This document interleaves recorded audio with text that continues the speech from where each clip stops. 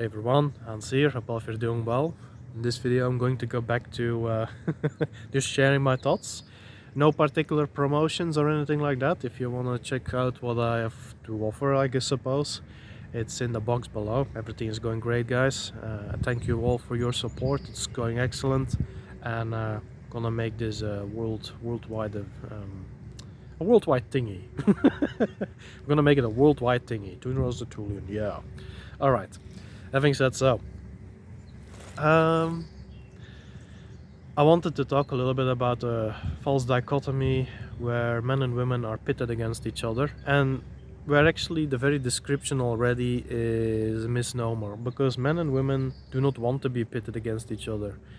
You see, because a man and a woman, it's nothing to do just with the genitalia that you're born with, it's with the attitude, it's with the acceptance of your natural role in nature, in your tribe, if you will, your family, your friends, society as a whole, right? That constitutes a man or a woman. But of course, the what I call manlets and femlets, the broken versions, they will still call themselves man and woman because they don't know what it is. They mistake the genitalia that they have, whether it's kept intact or mutilated, it stays the same to them, and well, or it looks like the same to them. No, wrong. what I wanted to get into there with that is that how shall I begin? Over the years, Hanz has seen many people promote all kinds of concoctions of the mind of these broken types. And it always comes down to turning the opposite sex into a target and at the same time a slave. Not even a servant, like a downright slave. That is very typical for evil people, because an evil person gets a high, gets a dopamine hit, whatever you could call it, a euphoria from trampling others, right? Typical anti-white, essentially. And by this extent, you know that in these groups, they're always anti-whites. Does not matter if they're whites themselves. The white anti-white exists. And the moment the moment whiteys start realizing this, a whole lot is going to be cleaned up all the quicker, all the same, because you're going to let good people in your life, and you're not just basing you're not equating race, I suppose, with phenotype, which is a mistake in many cases. Yes, phenotype is an aspect of that, but it is not the whole concept around it. Race is so much more than that. It's a biological entity, it's a spiritual entity, bio-spiritual entity, if you will.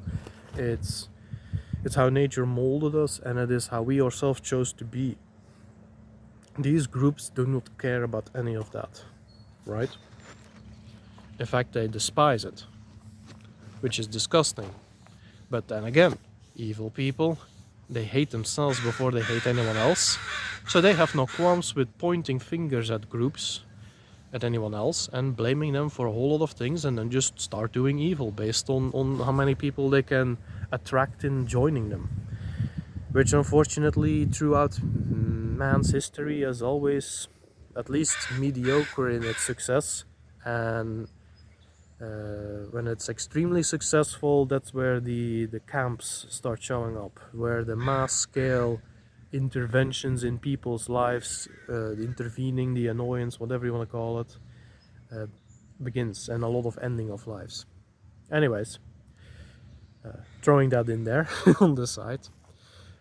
One of the ways how I see it is that when such types show up, for example, I guess it's, maybe I should speak from it being confronted with manlets, as I call them, is the types who come to Hanz and they might say to Hanz that all women are evil, and we as men, we are going to have to put them we're going to have to dress them up in garbage bags, we're going to dress them up in dress them up as if they are a tent, basically, just a little bit of veil. That's all they're allowed. They're only allowed to expose their eyes just so they can see where they're going, and in some cases, not even that. That men are always out there trying to trick, which is trick broken females in particular, because a healthy woman does not necessarily fall for that, but broken females into their bed and just use them, abuse them, I would call that. They are going to be servile to men, they're going to be slaves essentially, they're going to shut up and stand in the kitchen, as that stereotype goes. And Hans dislikes that very much. I find that absolutely abominable because, well, for obvious reasons, I suppose. The because of it stays in the middle. The way how I go about that, because this is an appeal to ego. That's the trick, right? This appeals to the ego of broken males who are disenfranchised. They might have had terrible relationships with their mothers, which is very common, by the way. That is not a rarity at all. They might not have had a father in the household. That's also very common. A lot of whites find it, or a lot of guys that I know like to blame other races where that happens, and it does. But then they do not look at whitey themselves, or whiteys themselves in their households, where it is no less of a horror show. Now, having said that, so these disenfranchised males, usually frail, weak, pathetic, petty, envious, even if they have some skill sets and what have you, there's just this loathsome attitude that many of these broken males have. Well, I guess by extent of being broken, you are that. Those who are, you you see that the appeal to ego is that, as evil people like to trample on others, this gives evil males or broken males the opportunity to trample on someone else. Doesn't even really matter that it's women, that's just the opportunity there, right? And yeah, basically trying to set up a society where women are going to be subservient or whatever it's going to be at best.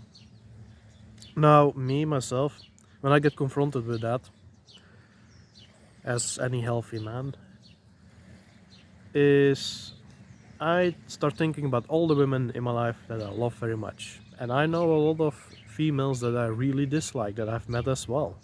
There are plenty that I even agree on how society should be run and what have you, but they are still, in my eyes, very despicable in many ways. I think of all of them, and I wonder, it's like, okay, so the evil females, I suppose in the, let's say a white, anti-white female who wants to see the white race destroyed.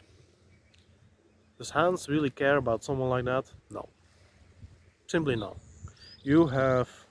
Because you swear, you live by me dying, by the people I love dying, and then being tormented, abused, despised in society, whatever it's going to be unacknowledged for the great things done, and only get called out, mindless lies being spilled, notwithstanding even the actual wrongs that have happened. It's like that's all that gets called out on.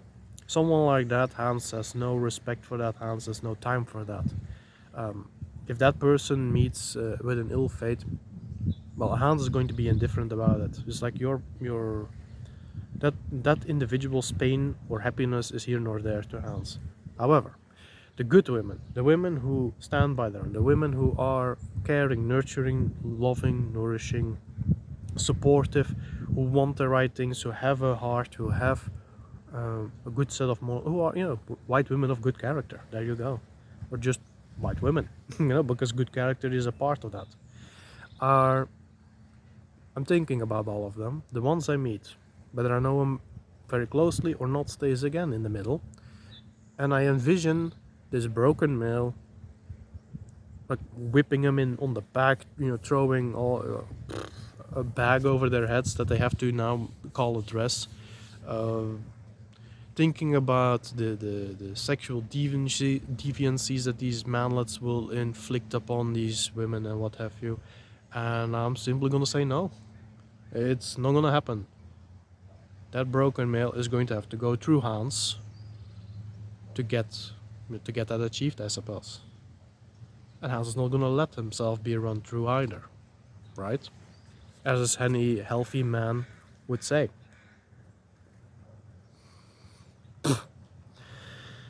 Having said that,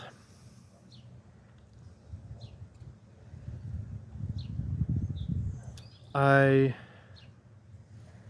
may well hope that people already are seeing the picture here, and I think most of you are doing, is that it's not, again, it's a false dichotomy, man versus woman, or male versus female, maybe to be more precise. It's about looking for the people that are actually good, moral, healthy, normal, stand up for their own, protect their families, their friends, want to do the right thing, want to live in tandem with nature. It's more so a dichotomy between these good people and just the vile individuals, or the vile groups, I should say, because they always go in groups. The vile groups who want to mess with that, who want to, pull the good ones down to their level, to their sewers and what have you, to go live with them in the muck, the caustic crap that they swim in, that they thrive on. Now that's of course just the example of a manlet coming to Hanz and proposing all such things, which has happened actually. That's not just, it has happened a few times, because Hanz is a pretty, to toot my own horn a little, Hanz is a pretty big fella. Hanz is pretty strong. Hanz is not Hanz has a pretty good head on the shoulders, and he has these wonderful blue eyes. And there's a lot of broken males who look up at that. Now, I do not mind if someone who had a rough childhood, by the way, maybe that's a bit of a tangent, but let's get into it real quick. I do not mind if someone has had a rough time and may even believe such horrible things, but is open to have his mind changed or her mind changed. Yeah. Where I can bring that up to them, and I have to some guys. And they turned their lives around. They started getting into martial arts. They started doing. They started looking into their ancestry. Found a few heroes there that they can aspire to. And their lives are all the better for it. They are all the better for it for themselves, and they are becoming men. Some of them already are. Some of them now have loving families that they are part of, that they did not have before. So yeah, that's Hanz's experience there. With females, it's always been a bit different, because they, of course, a broken female will look at man as the enemy. So before they have even broken word, upon seeing Hanz, they would already be like, the foe, that sort of thing. So I cannot say anything to that. And trust that good women will, get some sense in the heads of some of them where it is possible, right? Do not waste your time on lost causes. Yeah, and of course, to make that clear, like I have never had a femlet really approach me for anything, to convince me in anything like that, which makes sense again, because like trying to convince me that I should hate myself and all of that, it's like, no, you're evil, that is your department. The evil department is for the self-hating people. And yeah, of course, never been tried to be convinced to be part of any movement where gender dysphoria is being entrained, because I definitely oppose that, and people see that in me. I think like I have a pretty good detector, if you will. Not that it is that difficult, is it, guys? Well, with all the piercings, weird tattoos, and the caustic filth they put in their hair, which, by the way, whenever they go to the shower, the few times a year they do, all of that filth goes into the sewers and somehow finds its way in the ocean. Excellent. Just like keep poisoning nature, all these eco-fascists out there. And nature is a good thing, but politics is not a solution to nature, please. Right? Let's throw that in there too while we're at it. Yeah. So going back to the initial point, I suppose, is that I've always uh, I've always been opposed by manlets in that sense, except for the ones who were actually open-minded enough to hear me out. It's like, dude, yeah, it's a bit stereotypical, but lift a few weights, do a manual labor job, at least for a while, even if it's not really your thing, and gain some physical strength out of that, and toughen yourself up, right? Don't listen to the people who want to keep you weak, so they can feel better for you listening to them, which in and of itself is a sign of weakness. But as the saying goes, one eye is king in the land of the blind, right? Um, yeah, and I think that's where the natural dichotomy lies. It's between the good and the moral and the healthy, who are being, yeah, as I said earlier, who are being opposed by those who stand all against that. That's also a thing, everyone. If you stand for white well-being, remember, it's important to realize perhaps is that the anti-white is opposing you. We are not opposing the anti-white. It sounds a bit strange perhaps, because you could say, oh, but that's a two-way thing, right? No. Because if you stand in tandem with nature, if you stand in tandem with what is healthy, normal, sane, all the good stuff that nature gives you naturally, if only you have the bravery to grab onto it, if you will, to pursue that, uh, you are living as nature intends. That is that's the strongest position of them all. It really is. The ones who uh, who won't do that, well, they are the opposers. I don't know what else to tell you. That is at least how Hanz sees it, and I think it makes sense, because the unnatural is what is the unnatural doing in the natural environment? You could say, well, what about cities? That all the artificiality of that. Yeah, well, yeah, but if you let nature do its thing, do cities last? Ah, interesting. Maybe Hans is just telling nonsense. It's all possible too.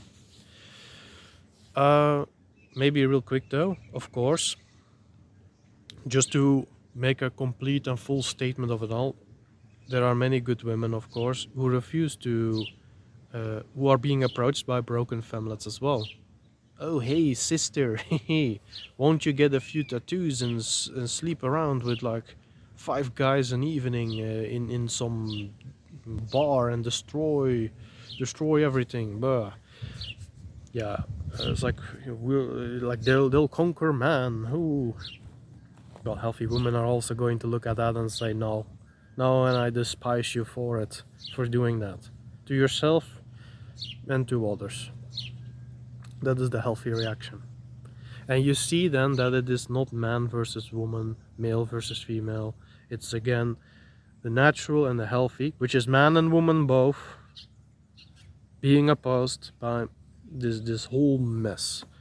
You could not even call the evil ones any like male and female anymore in a sense, because yeah, maybe just gender dysphoric. How about that? And it's not that having gender dysphoria makes you evil, because it is usually a result of horrific child abuse. And I personally would want such people to be brought to sanity and health as best as is possible. Um, but that is the heroic journey, as it's called. And yeah, putting them on that path is it's their own choice. The thing with the evildoers is also that they're all victims of each other as much as whomever victimized them, usually the abusive mother and father. But I think some more, maybe that's worth bringing up too, is that fatherly abuse gets brought up a lot, and it does exist, of course, but so does motherly abuse, and that is not so often talked about. And I think that's all the more serious the problem. The hideous, the broken female that will mar the beauty of the rising daughter, that will use the rising sun as her muscle to be used in the world, and that sort of hideous stuff. But yeah, even if you have parents like that, for as far as you can call them parents, the choice at the end of the day remains with the individual. Do you have the bravery to say no? The cycle of abuse stops with me, or not? And the ones who say that, the ones who just continue the cycle of abuse, well, they're going to go around the world and spread it as far and wide as possible. Again, why? Because they're miserable people, and misery loves company. But so does bravery, though. And it is and I guess at the end of the day, the conclusion, I suppose, I'm gonna mention the conclusion that Hanz made for himself, is that for Hanz it has always been about finding, the healthy, the sane, the good. Doesn't mean they're perfect, that does not exist, but they're striving to do perfect, they're striving to do good. They want to live in tandem with the natural world. They might have respect for the mystic elements, the spirit, the spiritual, what have you, but genuinely so, not because some guy in a rope told them to. No, because they actually want to do that, actually want to be there, and leave all the rest just to do their own thing by themselves, I guess. Just to be free from the presence of the miserable. I think that's a very big part of freedom, for, I guess, for me in particular, but maybe for most of us, if not all of us. You see, the anti-white cannot exist without whites. Did you realize that, actually? Did you realize that? That is how you know that they are opposing whitey and not the other way around. Because what happens when the last whitey goes? Anti-whites are going to just sit back, relax? No. They're gonna go right to the next target, as is what evil people always do. Then there's probably going to be the I suppose the half-breeds, which there are actually a lot of them among anti-whites, believe it or not. And after that, they're just gradually going from, okay, which races have the fairest skin compared to, when whitey is gone, like, who's the fairest of them all? And then attack, horrible.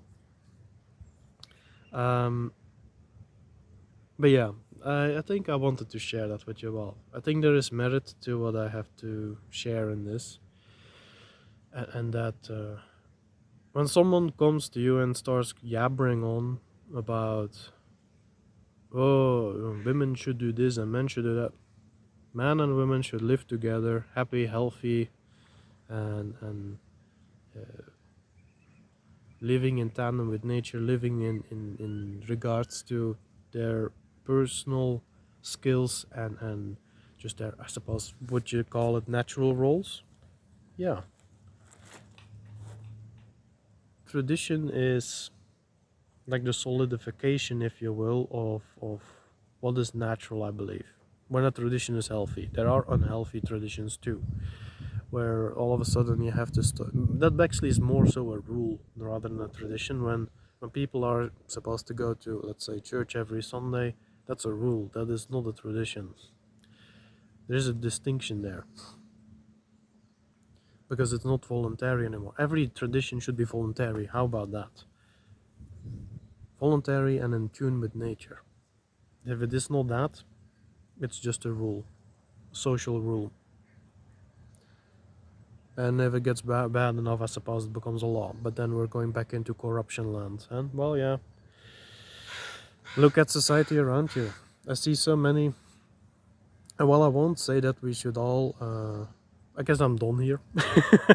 Going to go on a little more of a tangent. So if you're good, you can go, of course. I won't share too much on on the division, the false division between man and woman, which is not a real thing. No more comments on that. Yeah, but if you want to listen a bit more, I'm not saying that we should all isolate ourselves and go live in separate huts somewhere, because it's not really feasible for multiple reasons that I don't have the time to explain right now. However, like the off-grid living, to pursue some of that, I think is very healthy. Hanz definitely wants that for himself, but the urban life, if you will, the truly city life and all of that, it divorces man from nature, and that's where all of these rules start coming in, which is all imposed by other people. And what business do they have to? Like, personally, what does it matter? What does it matter if someone has a fancy rope or a fancy hat or a staff with a curl on top? What does it matter if someone has 50 PhDs and the other guy does not? I mean, you're still both people, right? And if you're of good character and you want the right things, you have all of that because it's something personal for you. So at which point then do such people get a claim to start making rules up about how others should live their lives and dare call it tradition? No, it's a co-option of tradition. And coming back to that point, yeah, let's say in rural scapes, you see that, but it is also influenced by cities, because for some reason rural people need to look down upon themselves in the wake of uh, the urban people who are more elevated because they live close together and are living a more convenience focused life. It does not really make sense to me. There's no real true natural basis underneath all of that. And yeah, at the very least, maybe that little extra is something to learn from as well. Ooh. And well, yeah, I guess I'll leave it in your hands. I I definitely want to see that man and woman just live happily together ever after. That's what I'm all about. With a bunch of happy, playful, joyous, curious, uh, little ones all over the place, right? Who in turn should get their chance to be good men and women when the time is right. And let nature just play out everything else as it goes. The fear that let's go with this, the fear that the urban people have from nature is just you you should just go to it a bit more. You know, just face your fears a little. And maybe if you're afraid that a bear is gonna catch you or some volcano is going to erupt right underneath your feet or what have you, well, that stuff, if you're gonna be afraid of that, I mean, that's just a fear of life altogether. Death is part of the life cycle, you know? And for some it comes sooner than for others. I guess the choice is yeah, the many rules that people come up with are not protecting you from that. And so why have them anyways? Just to feel a bit more comfortable? No, that's tyranny. And that is exactly where evil people come from as well, because they feel comfortable when healthy, natural, sane people are miserable like them. Now the why of it all, I don't have time to go into that because the machine is about to give out. Yeah, bit ranty, but it's one of the videos as I used to make them a bit more, and you know, it's been a few weeks, I guess. Is there any last point to make? Just pursue the natural, right? That does not mean the stereotype live like the Flintstones nonsense. No, it's just living in tandem with, what shall we call it, with sanity, health, all of the good qualities that nature gave you if you have the bravery to pursue them. And that's where I'm gonna leave it for now. And doing that in and of itself is going to be a big protection in and of itself from those who stand against that, because you're going to be able to mirror yourself with others. And oh wow, look at that, suddenly we have standards. And I'm not saying that they weren't there before, but it's a bit more clear. Maybe the standards become a bit more clarified. And yeah, it can only be helpful, I think. So with that said, you all have a good one. Talk to you soon. Bye bye.